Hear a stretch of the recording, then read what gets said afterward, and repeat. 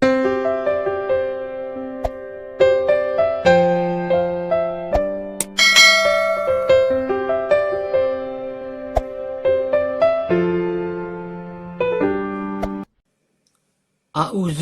minasyaitonirrajim.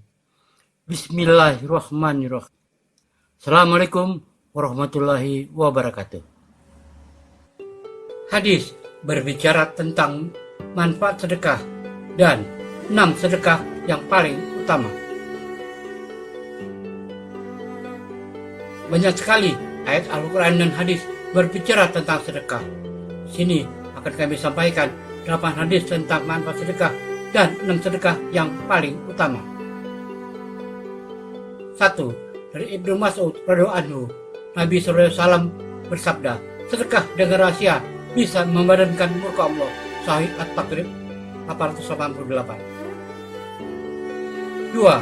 Dari Ka'b bin Ujrah radhiyallahu anhu, Nabi SAW bersabda, sedekah bisa memadamkan dosa sebagaimana air bisa memadamkan api. Sahih At-Taqrib nomor 866. 3. Dari Uqbah bin Amir radhiyallahu anhu, Nabi SAW bersabda, sesungguhnya sedekah akan memadamkan panas kubur bagi pelakunya. Sungguh pada hari kiamat seorang mukmin akan berlindung di bawah naungan sedekahnya. Silsilah As-Sahihah 3484. Yazid, salah seorang perawi yang membawakan hadis ini, menceritakan dulu si Marsad setiap kali melakukan satu dosa di hari itu, maka dia bersedekah dengan apa yang dia miliki, meskipun hanya dengan secuil kue atau bawang. Silsilah As-Sahih 872. 4.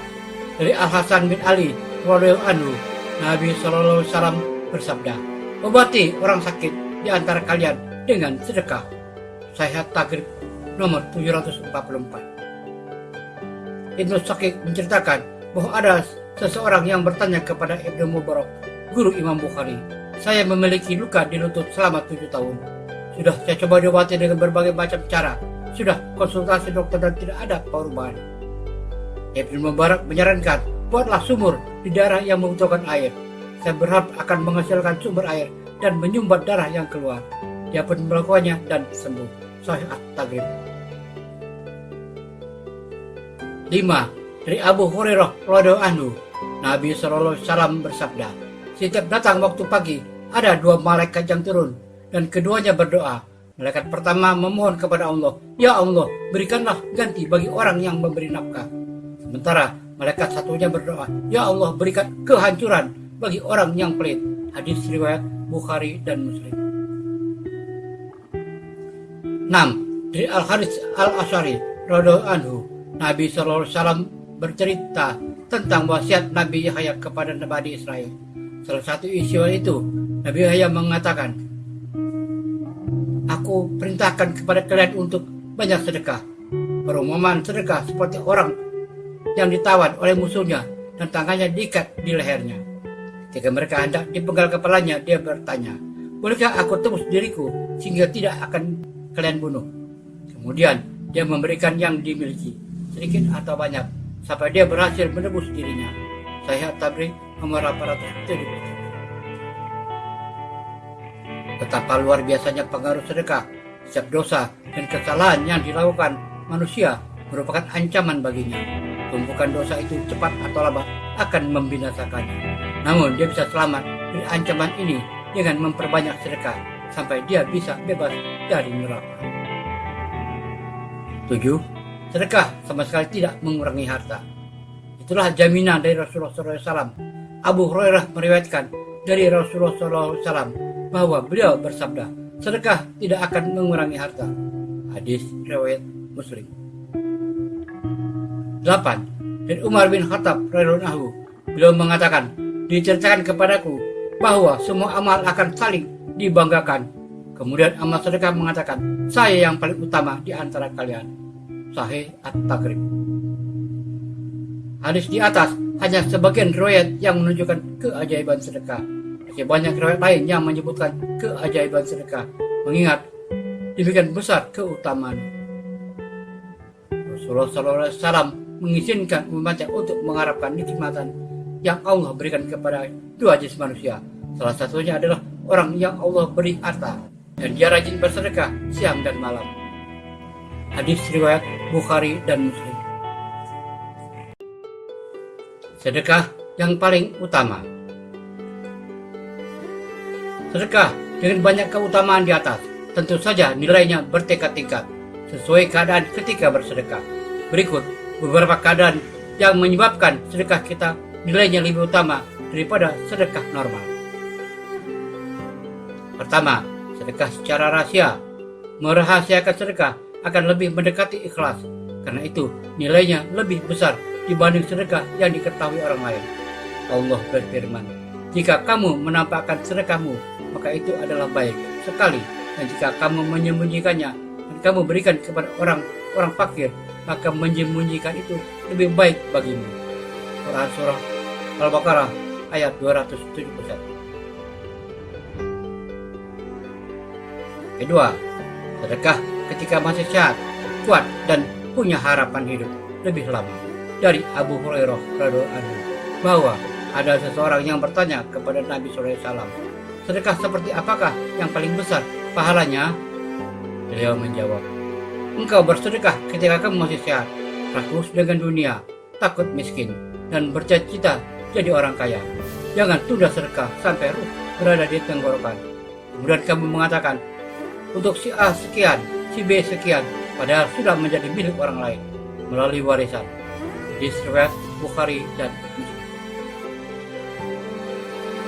Pada saat sehat, muda, umumnya manusia masih sangat butuh harta dan cinta harta dan kekayaan. Bersedekah pada kondisi tersebut akan membutuhkan perjuangan yang lebih besar untuk melawan nafsunya dibandingkan sedekah yang dilakukan oleh orang-orang yang tidak lagi punya harapan banyak dengan kehidupan dunia karena sudah tua. Ketiga, sedekah yang diberikan setelah menunaikan kewajiban nafkah keluarga. Dari Abu Hurairah, Nabi SAW bersabda, sebaik-baiknya sedekah adalah harta sisa selain jatah nafkah keluarga. Mulailah dari orang yang wajib kamu nafkahi. Hadis riwayat Bukhari dan Muslim.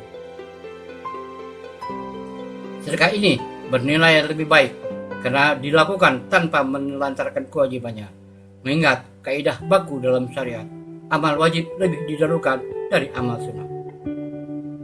Keempat, sedekah pada saat krisis. Orang yang memiliki sedikit namun dia berani bersedekah menunjukkan keseriusannya dia dalam beramal.